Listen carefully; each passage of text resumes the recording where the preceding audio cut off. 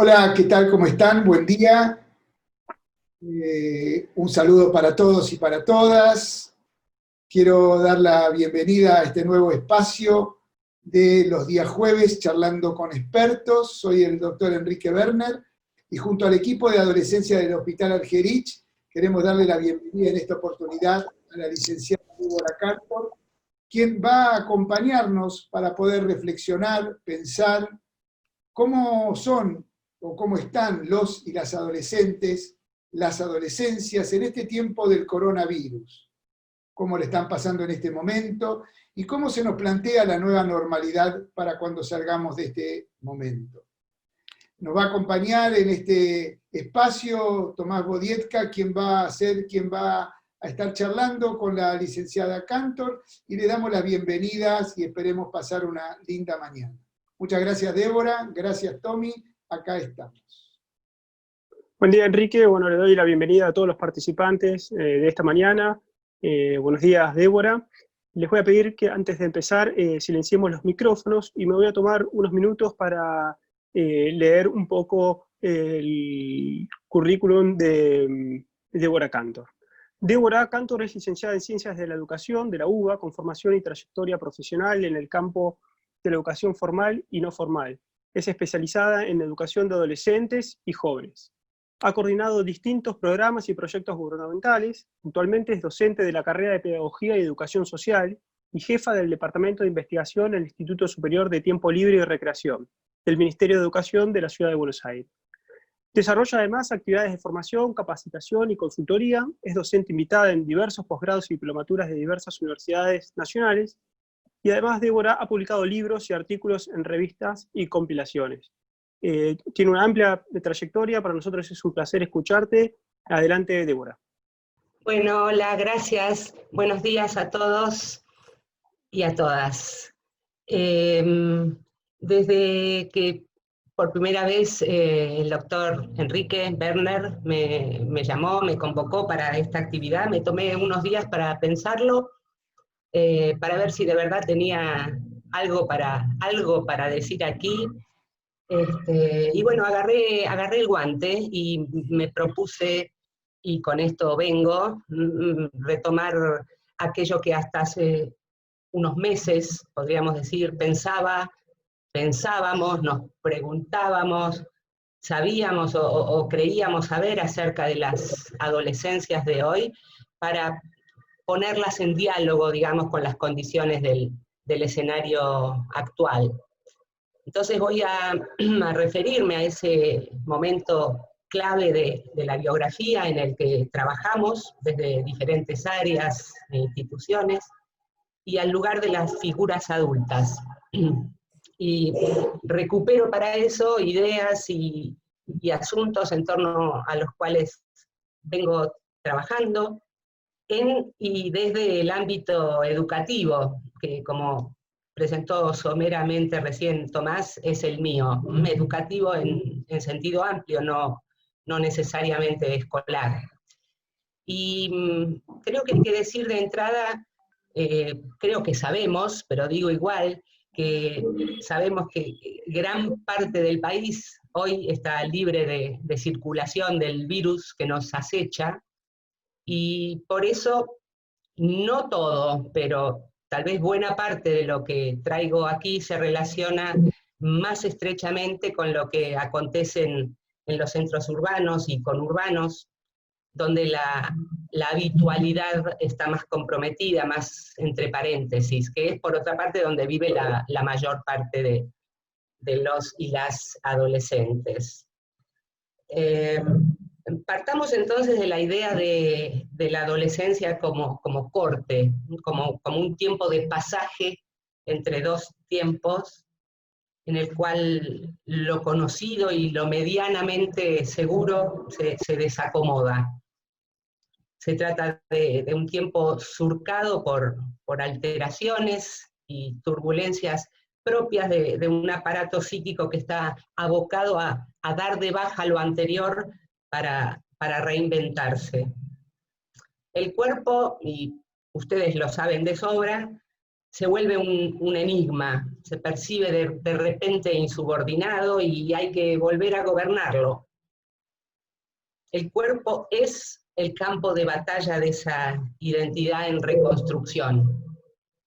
Y semejante reorganización de los contenidos de la vida viene con angustia, y entonces el futuro entusiasma y atemoriza. Los y las adolescentes de hoy deben procesar esos cambios abruptos e incesantes que los toman por completo en un tiempo que es o que está como ellos, un tiempo social que no para de arrojar cambios abruptos e incesantes que desconciertan y que exigen reacomodaciones constantes. No ocurrió nunca antes esto, no tenemos memoria colectiva acerca de procesos de esta naturaleza, tan claros, tan intensos, tan vertiginosos. Es por eso que pre-pandemia ya decíamos, no debe ser fácil crecer hoy. Y lo decíamos sin siquiera sospechar las turbulencias y los desconciertos añadidos que nos tomaron por asalto a todas y a todos hace casi 3 meses. Esta excepcionalidad viene a provocar y a sobreimprimir, entonces, otras alteraciones. Viene con sus desafíos, sus reglas, sus riesgos, sus cuidados, sus incertidumbres, sus miedos, y por qué no también con alguna ventana de posibilidad, como suele decirse, si es que logramos aprovecharla para algo interesante. Como sea, las condiciones pandemia-cuarentena no abolieron la adolescencia ni la responsabilidad adulta. Nuevas subjetividades, decíamos ya. ¿Agrega algo a esas nuevas subjetividades? ¿Cambia algo el hashtag quédate en casa? ¿O quédate en tu barrio cuando por motivos que conocemos de sobra quedarse en casa es imposible? No bien empecé a pensar estas cuestiones, se me apareció la idea de oxímoron, o oxímoron, nunca sé bien dónde va el acento, pero sé que esta idea alude a términos intrínsecamente contradictorios, términos opuestos que al ser colocados en forma contigua generan un nuevo sentido, porque invitan a pensarlos más allá de esa contradicción. Y de acuerdo a esta definición, hashtag quédate en casa, más adolescencia o adolecer en cuarentena, casi que configura un oxímoron. En ese sentido, algo cuyos efectos desconocemos, tal vez ya está haciendo huella en estas vidas nuevas y en estos futuros por construir. Quédate adentro, quédate cerquita, quédate con los tuyos, se opone cabalmente a la adolescencia entendida como el momento de la salida. Y esto no refiere solamente a unos específicos momentos de salida, ni solamente a unas determinadas actividades, sino a la salida como movimiento simbólico y material en el tiempo y en el espacio. La salida es hacia adelante y hacia afuera. La salida es para conquistar nuevos territorios, para resignificar los conocidos y para probar nuevas normatividades en tiempos y espacios no gobernados por los adultos. De allí la preferencia adolescente por la nocturnidad. Una nocturnidad colectiva que la cuarentena obviamente anula o trastoca. Quédate en casa para cuidarte y para cuidarnos exige unos esfuerzos adicionales. Es un cambio de carátula para esa particular vivencia del tiempo. Empuja a las y los adolescentes a reinventar esa desincronía que los caracteriza y que es condición para su emancipación progresiva. La adolescencia es el reino de la grupalidad, de los pares, de las referencias horizontales, y todo esto para gastar el tiempo juntos, para probarse juntos allí, para afirmar el yo en un nosotros que permite diferenciarse de otros pares y, por supuesto, del mundo adulto. Entonces, quédate en casa los reenvía al universo de lo familiar. Significa quédate con los tuyos, los cercanos, los conocidos, lo de siempre, los originales. Todo aquello de lo cual buscan y necesitan tomar distancia. Tenemos noticias no solo de conflictos y hartazgos en estos tiempos, sino también de que algunas buenas cosas andan pasando, en muchos casos. Reportes de insospechadas convivencias amigables, de descubrimientos interesantes, de momentos que se comparten, de intercambios que valen la pena. Y sin perjuicio de ello, y a sabiendas de las muy diferentes condiciones en que transcurre la cuarentena para adolescentes de distintos sectores sociales, la situación los remite a otro tiempo vital, que ya habían dejado atrás o del cual estaban empezando a alejarse.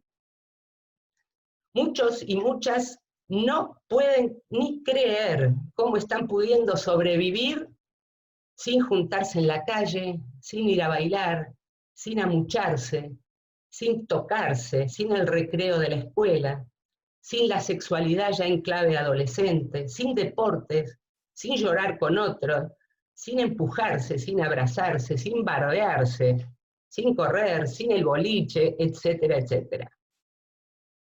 Para otros, en cambio, hashtag quédate en casa representa una oportunidad no tanto obligada, sino más bien esta vez legitimada para guardarse, encerrarse y protegerse de la manera en que en realidad prefieren, porque les va mejor la vida aislada y o porque la sociabilidad en las redes les va mejor que el cuerpo a cuerpo o que el cara a cara. Hace tiempo ya que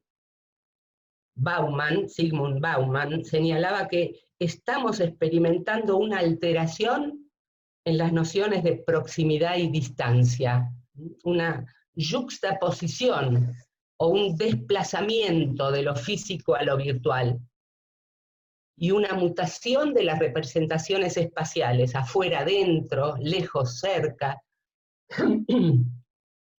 ¿Qué significa hoy estar lejos?, se preguntaba ese autor hace ya tiempo, y respondía, es estar en un lugar donde no hay señal. O sea, la distancia no se mide en kilómetros, sino en conectividad y en megas. La excepcionalidad pandémica vino a certificar con creces ese desplazamiento.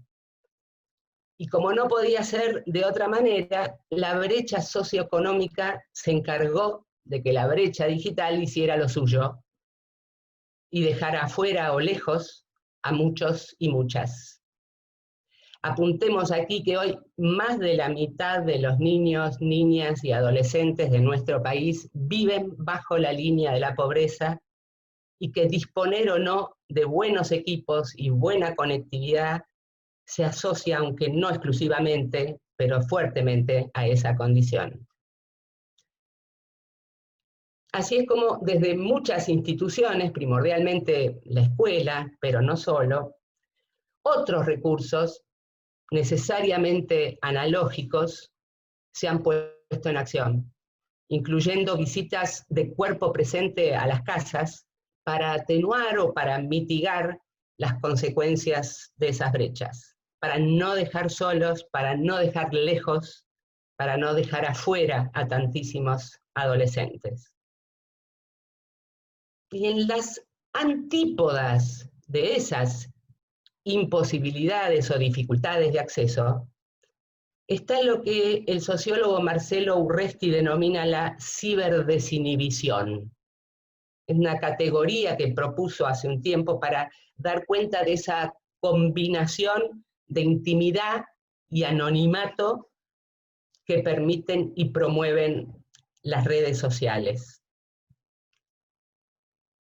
Ciberdesinhibición habla de ese gran espectáculo de sí mismo, esa avalancha de confesiones, imágenes y relatos en exhibición pública, practicada profusamente por adolescentes y jóvenes, inicialmente sobre todo por ellos, y cada vez más por los mayores.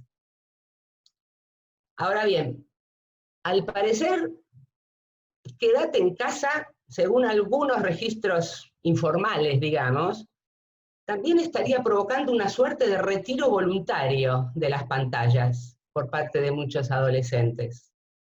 No sabemos aún si se consolidará esa tendencia y si el fenómeno será estadísticamente relevante, pero da a pensar. Da a pensar porque la saturación aparece o puede aparecer por más nativos digitales que sean, por más arraigado que esté en ellos el consumo intensivísimo y simultáneo de medios.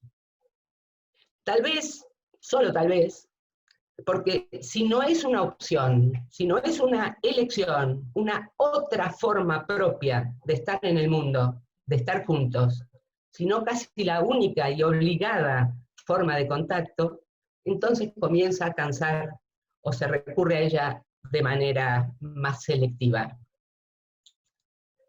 Supongo que no debe faltar mucho para que conozcamos los resultados de investigaciones que seguramente ya se estarán llevando a cabo acerca de usos y costumbres adolescentes en materia de tecnología y mundo digital en tiempos de pandemia. Las modalidades, las intensidades, las reconfiguraciones y las implicancias que todo ello puede tener para los vínculos intra e intergeneracionales y para el futuro. Las preocupaciones acerca del futuro se condensan hoy con razón, claro, en la expresión el día después.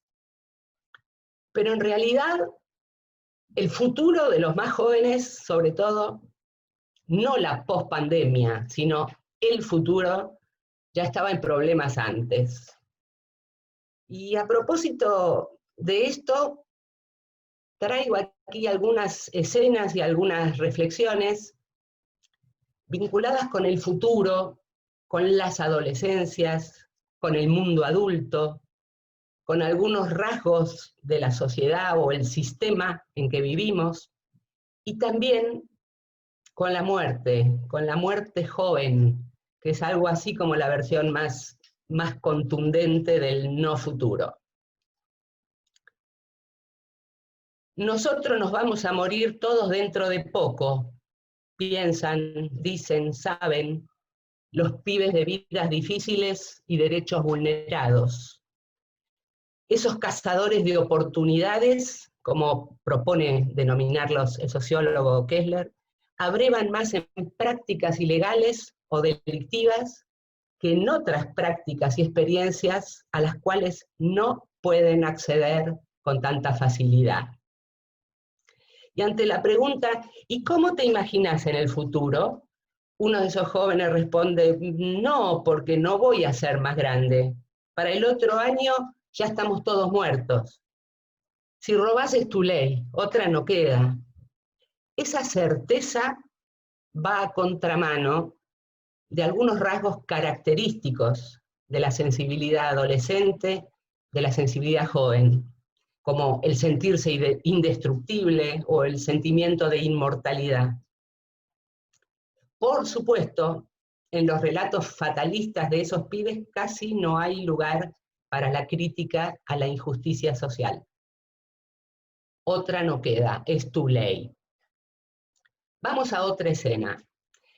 Chicos y chicas también con vidas complicadas, pero que sostienen, aunque con dificultades, un vínculo con la escuela, no son, o no necesariamente son, adolescentes que andan de caño delinquiendo.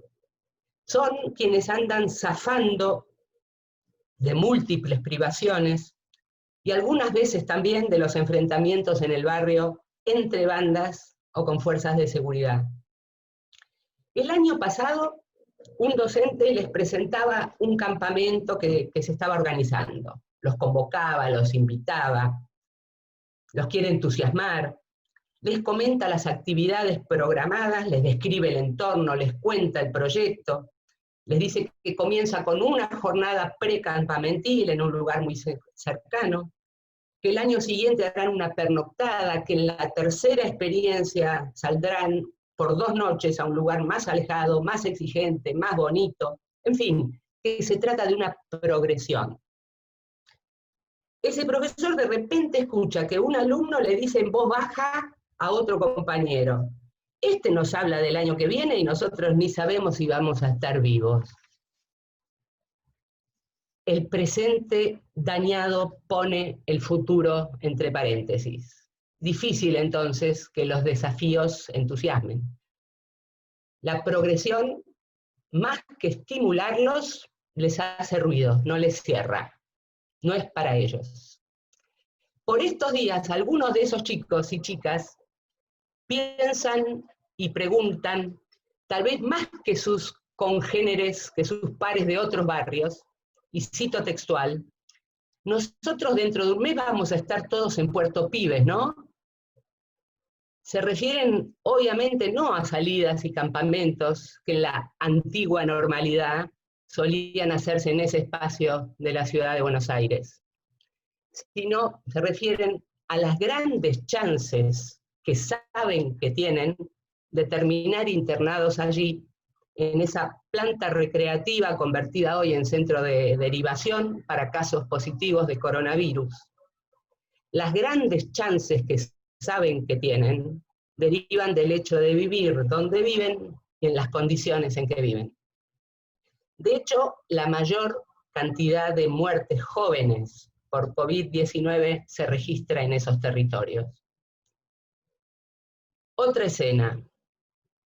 Cuando en el mes de mayo hablamos por primera vez con Enrique Berner para acordar esta actividad, justo se cumplía 1 año de la denominada tragedia de San Miguel del Monte. A Camila, de 13 años, a Gonzalo, de 14, Danilo, de 13, o Aníbal, de 22 años, los pescaron no robando, sino, podríamos decir, en flagrancia adolescente, o sea, explorando la nocturnidad, ensayando ser otros. Esa complicidad en la aventura de explorar el tiempo, como ya dije antes, es un rasgo definitorio de la adolescencia y la juventud temprana. Esa característica fue clausurada a balazos, como tantas otras veces, por la violencia estatal literalmente disparada contra esos y esas pibas. La pandemia, lo sabemos, no detuvo la violencia ni la prepotencia policial. Es más, parece que se viene exacerbando. Los chicos y las chicas están menos expuestos ahora, pero ¿con qué se encontrarán cuando vuelvan a salir en masa, cuando no siempre cumplan las nuevas reglas de circulación? ¿Y qué pasará sobre todo en los barrios relegados, donde el barbijo difícilmente los protegerá de la portación de cara? Políticas públicas de nuevo signo, nacionales y de algunas jurisdicciones, no por cierto de la ciudad de Buenos Aires, procuran hacer frente no solo a la emergencia sanitaria, sino también a las desigualdades y las injusticias de vieja data profundizadas durante los últimos años. Mientras tanto, hace falta, avancemos un casillero más. No es el segmento etario adolescente-joven el que registra la mayor cantidad de femicidios, pero abundan las niñas y adolescentes y jóvenes asesinadas. La tasa en los últimos años no ha descendido, y a diferencia de lo que ocurrió con otros crímenes, tampoco descendió durante la cuarentena. Solo que los asesinatos de mujeres, niñas y personas trans ocurrieron 7 de cada 10 puertas adentro. La problemática de las violaciones, va de suyo, se inscribe con rasgos propios en este paisaje macabro. Y como vimos hace muy poco, la justicia patriarcal no cerró por cuarentena. De modo que para un fiscal, la violación en patota a una adolescente de 16 años que necesitó 3 años para poder denunciar el hecho, pasó a ser caratulada como desahogo sexual. Esa joven y todas las como ella, o las que pueden llegar a estar en su lugar, esas que hoy están en casa y que día más, día menos volveremos a ver en el hospital, en la escuela, en el centro de atención comunitaria o en el proyecto barrial, merecen y esperan otras cosas de la sociedad, del mundo adulto, de las instituciones. Afortunadamente, hay que señalarlo, las y los adolescentes no solo esperan y merecen otra cosa, también pelean para conseguirlo. Conocemos ya inmensos e intensos grupos de chicas concientizadas y activas en la lucha contra las violencias de género en sus manifestaciones más brutales o en las más naturalizadas y cotidianas. Y también grupos de adolescentes varones que proponen y que prueban caminos de deconstrucción de las masculinidades hegemónicas. Entre todos buscan y presagian tiempos mejores, y a menudo desasnan al respecto a los mayores, nos desasnan. Efectos no deseados también los hay, claro. Me refiero al denominado punitivismo, o a ciertos escraches feroces en contra de algunos compañeros que suelen provocar en esos chicos más sufrimientos que aprendizajes. Alguna palabra deberíamos poder poner allí. Se complicó la agenda, se enriqueció la agenda, se recargó la interpelación hacia los adultos en torno a cuestiones acerca de las cuales no disponemos aún de experiencia consolidada. Mientras tanto, también a fuerza de luchas y conquistas, un mejor presente y un futuro con más dignidad y menos estigma se va consolidando para el colectivo de la diversidad sexual no binaria. Pero sabemos que la expectativa de vida de las personas transgénero ronda los 35 años. Se las asesina, se los elimina, se enferman y se mueren, o se matan. También por ese andarivel, algunas vidas nuevas se auguran breves. No siempre encuentran el apoyo que deberían tener por parte de docentes o de profesionales de la salud, por ejemplo, que haciendo caso omiso de leyes nacionales y derechos consagrados, siguen recomendando, por ejemplo, tratamientos correctivos. Tal vez en ese espejo se están mirando hoy las y los adolescentes que, aislades en casa, imaginan o han comenzado ya el difícil pero liberador camino de la transición hacia el género autopercibido.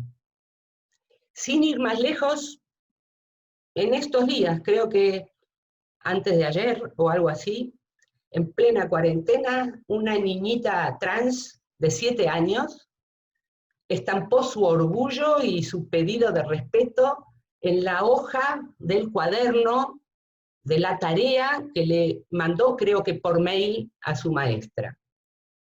Y por estas condiciones en que vivimos, lo vimos casi todos. Digo, la tarea, la hoja, el envío. el pedido. Sigamos. Última estación dolorosa de este recorrido. El último informe de UNICEF Argentina mostró cifras y tendencias inquietantes acerca del suicidio en la adolescencia, que sigue siendo la segunda causa de muerte de chicos y chicas entre 10 y 19 años, después de los accidentes viales. Esa tasa tampoco para de crecer.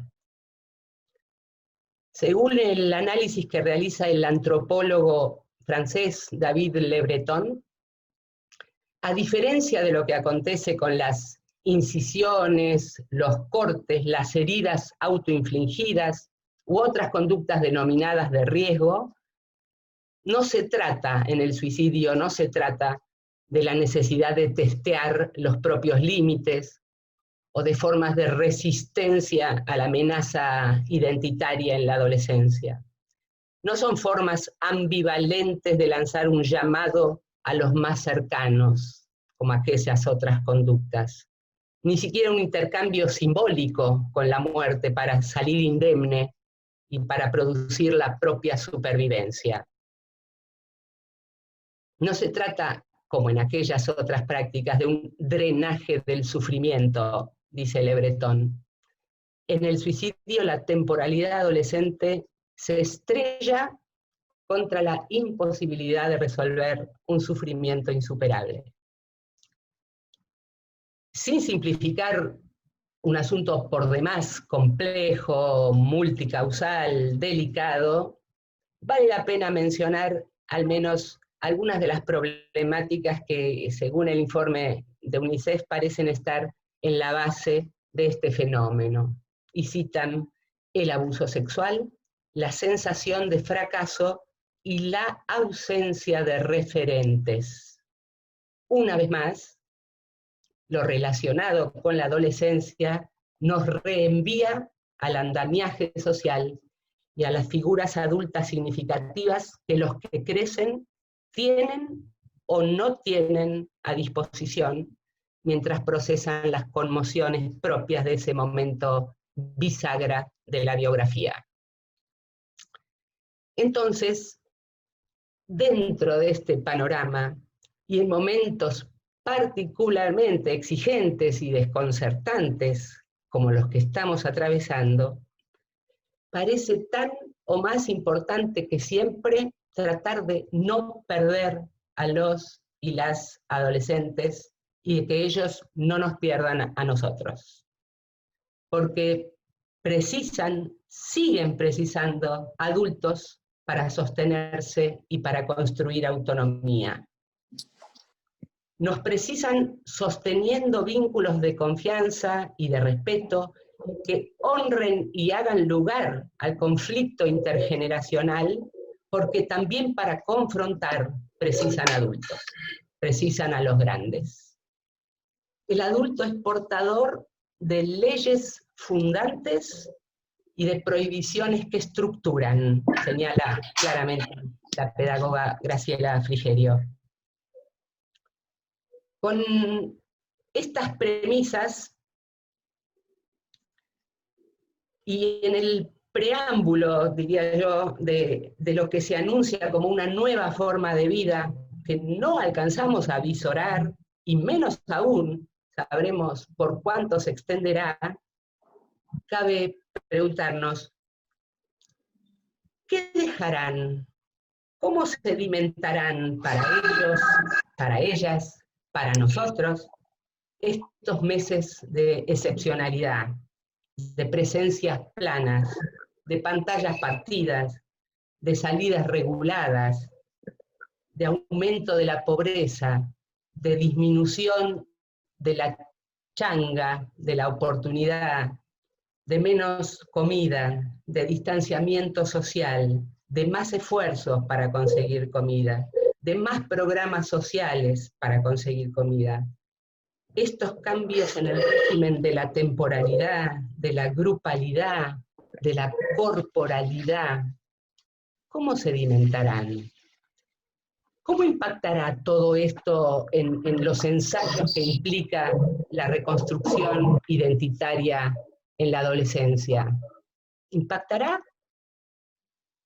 ¿Y cómo impactará o cómo buscaremos que impacte en las instituciones y en las prácticas profesionales? ¿Qué habrá que recuperar? ¿Qué habrá que preservar, reinventar, transformar? O tal vez, mejor aún, abandonar. Dejo planteadas estas preguntas que imagino tendrán que ver más o menos con algunas de las que se formulan ustedes. Y también, insisto, dejo planteadas algunas certezas que ya anticipé.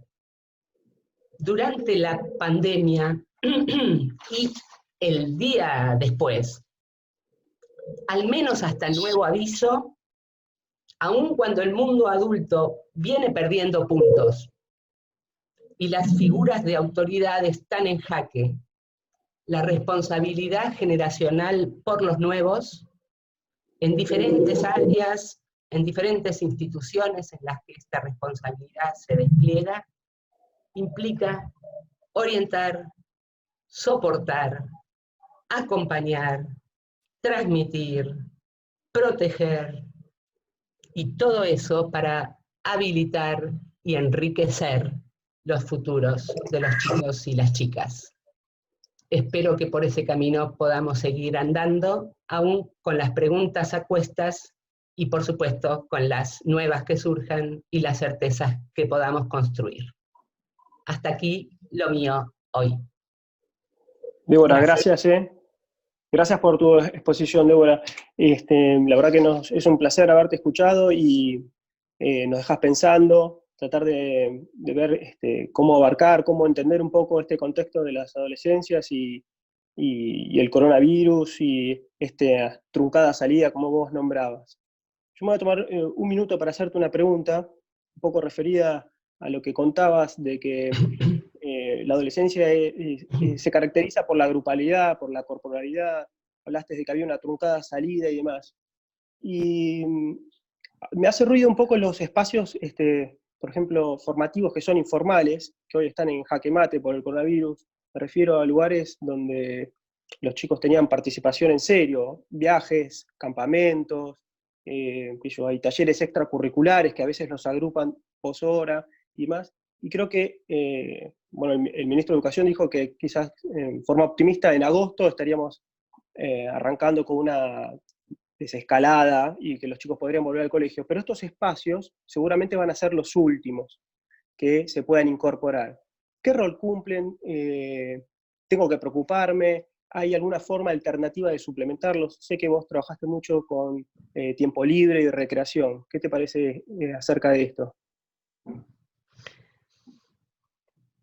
Me parece que como todos los espacios, los educativos formales y los llamados no formales, que tienen muchas denominaciones, ¿no? Los no formales o recreativos cuando son desde una perspectiva educativa, o socioeducativos, en fin. Por supuesto que me parece que ojalá se puedan seguir inventando y reinventando y construyendo estrategias para sostenerlos en las condiciones actuales. Yo tengo contacto con colegas, con educadores que están en esos espacios, y sé de los esfuerzos que están haciendo, y sé de las renovadas estrategias y ensayos en los que están para sostener algo del orden de la grupalidad y la presencia, aún en la no presencialidad. Formas de trabajo de los espacios no formales que también se están reinventando en este contexto. No es la obligatoriedad lo que los junta allí, es la importancia, es el significado. Es la la apropiación de esos espacios y de esos referentes, lo que hace que los chicos y las chicas sigan estando, o algunos se retiren, como pasa también con la escuela, en muchos casos, lamentablemente, que habrá que salir a buscar y a recuperar a los pibes y las pibas que no han podido, por múltiples motivos, sostener el contacto, el vínculo, ¿no? O aquellos con los cuales no se ha podido sostener el vínculo. Bien, perfecto. A ver si aparecieron algunas preguntas de los participantes de la charla, allá en el hospital, si hay algo para comentar o demás. Enrique.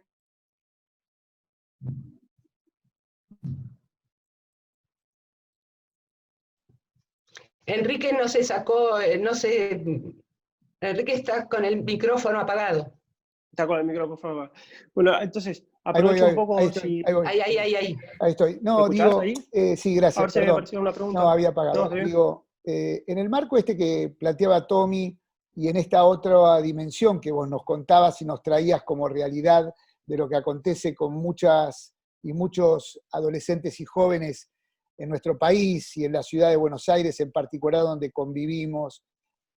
Lo cierto es que las realidades son diversas y como tales nos traen un montón de preguntas y respuestas, y digo en este sentido que muchos de los jóvenes que vos caracterizás, que están cerca del 40 o más, por debajo del nivel de la pobreza, pero hay otro tanto que no lo está, que está en este minuto cómodo en la situación aparente, cómodo, digo, de estar en su casa, donde determinadas cuestiones las van teniendo como resueltas, aunque demandan estar en contacto con otros y otras.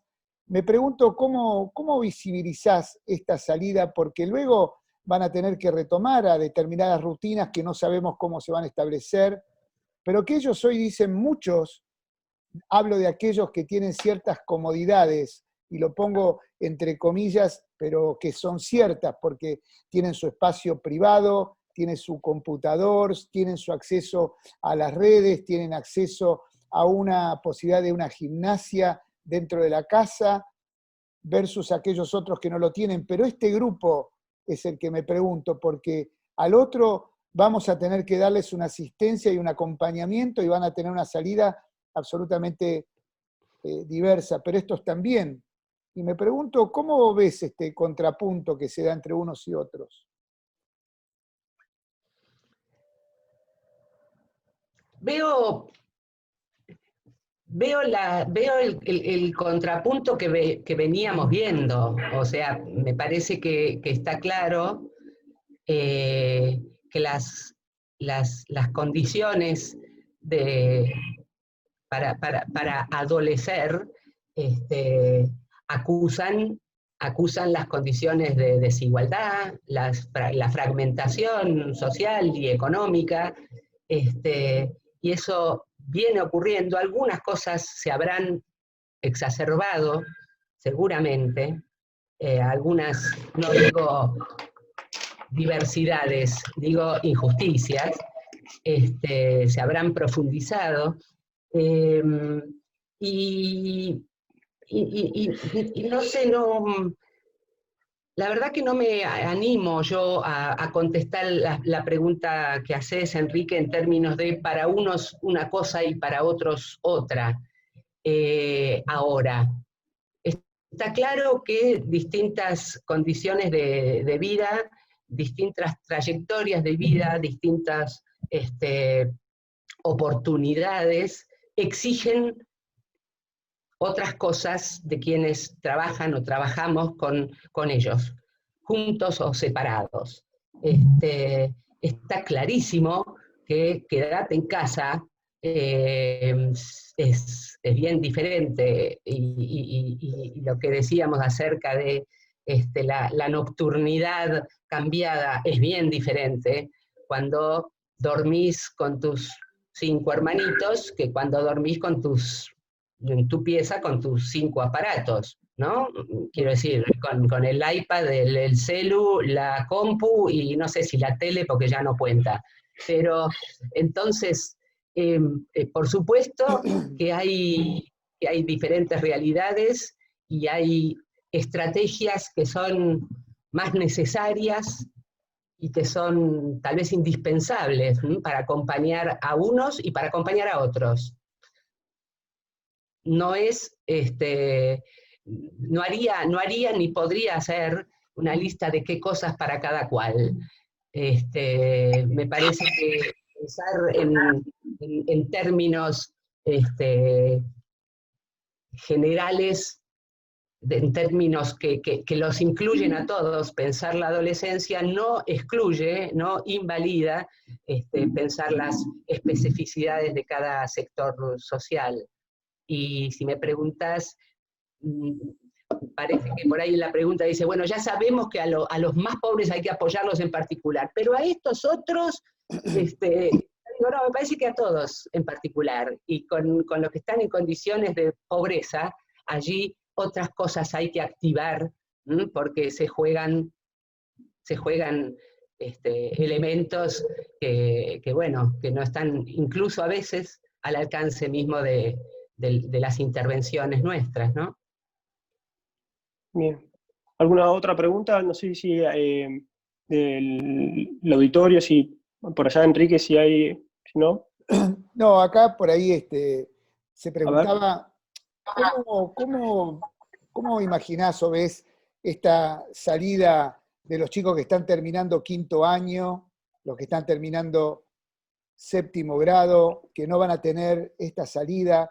Mismo nos planteamos en algún deporte también, como algunos que pasaban de una categoría a otra, o estos chicos que no empezaron primer año y no conocen a sus compañeros y de pronto están haciendo una red formal o informal, y que de pronto, bueno, se van a encontrar con una novedad saliendo de un quinto año tan esperado y tal, y los de séptimo grado Quizás terminando.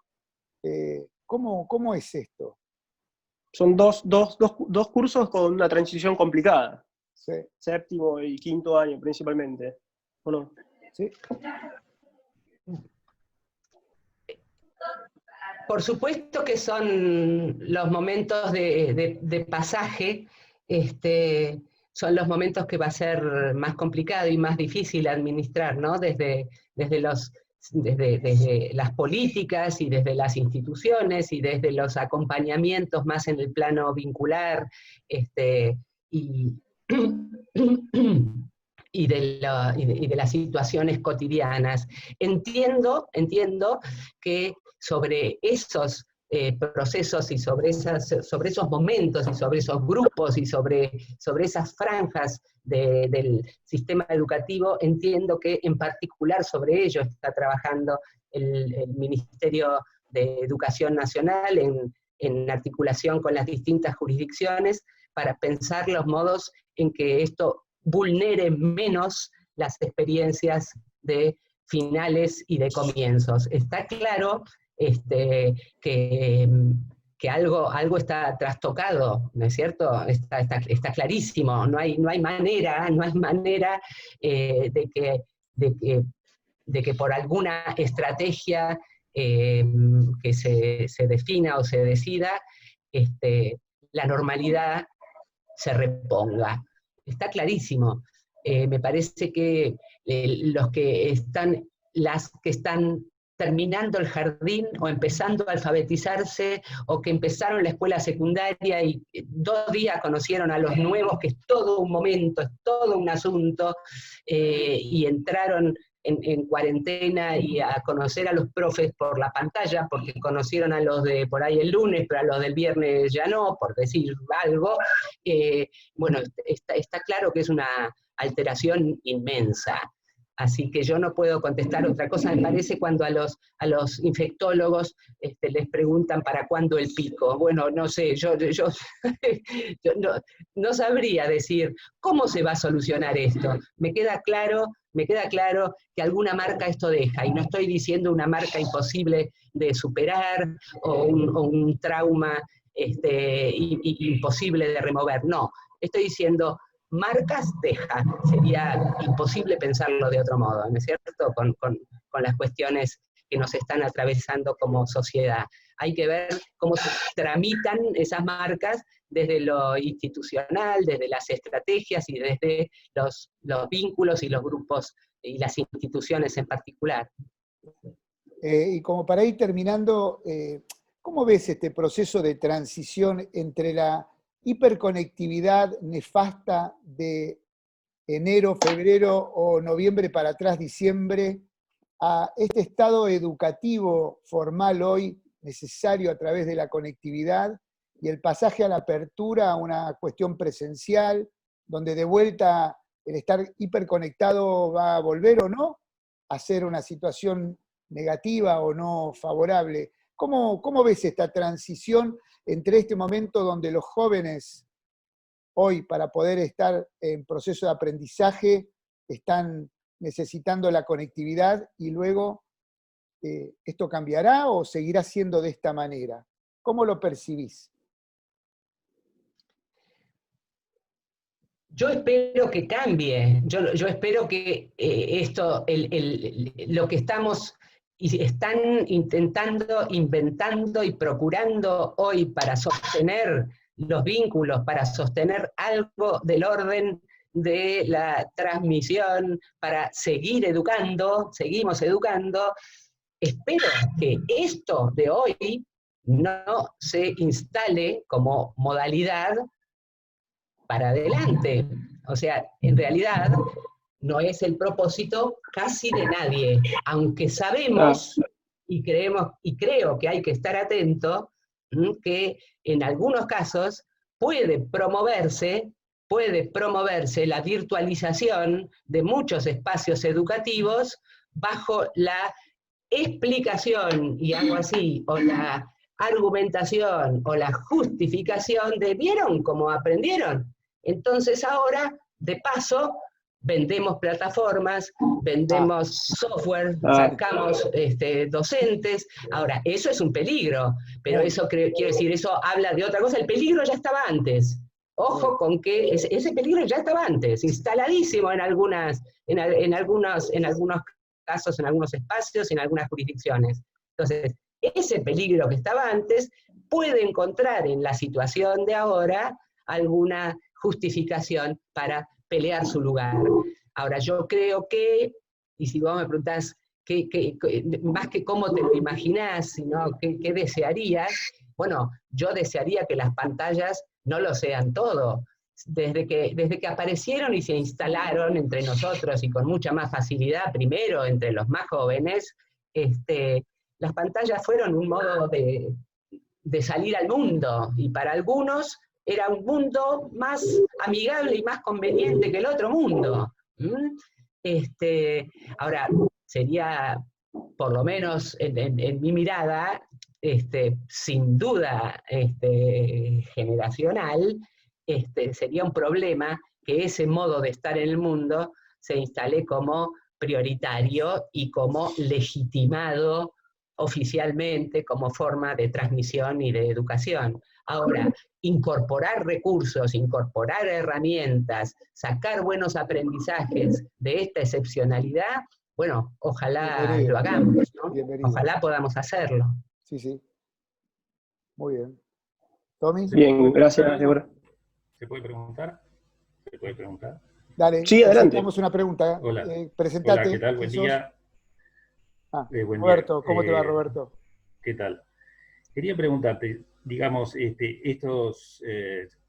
preocupa también la respuesta o cómo intervienen los padres. ¿Qué le diríamos a los padres de estos chicos que están hiperconectados, digamos, y que sienten que no pueden entrar, digamos, en su mundo mucho más,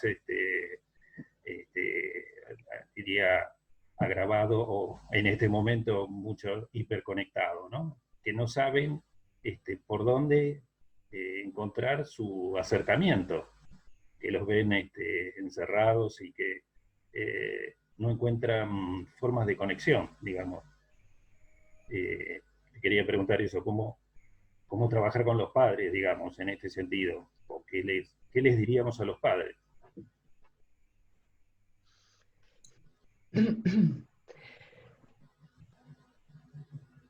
El trabajo con los padres, con las familias, también requiere de adecuaciones.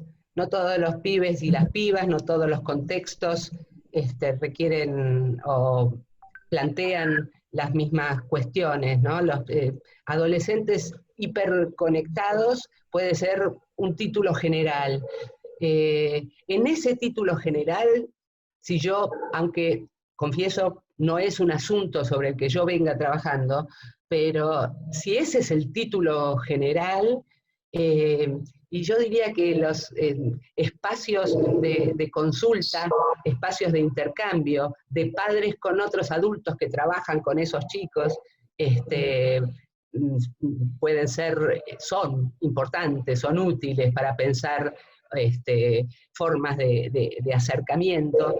También por ahí, a veces, digo yo, creo, supongo, hipotetizo, hay que desdramatizar, en parte, tal vez, la cuestión de los chicos hiperconectados.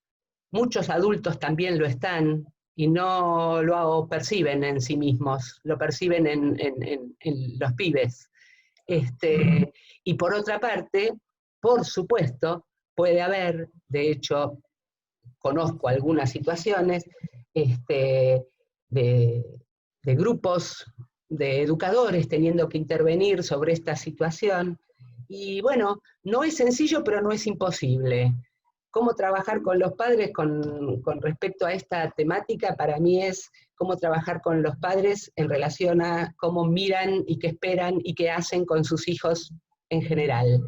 No es aparte qué hacer con los chicos y la tecnología de cómo plantarse y cómo acercarse o cómo estar con los chicos en general.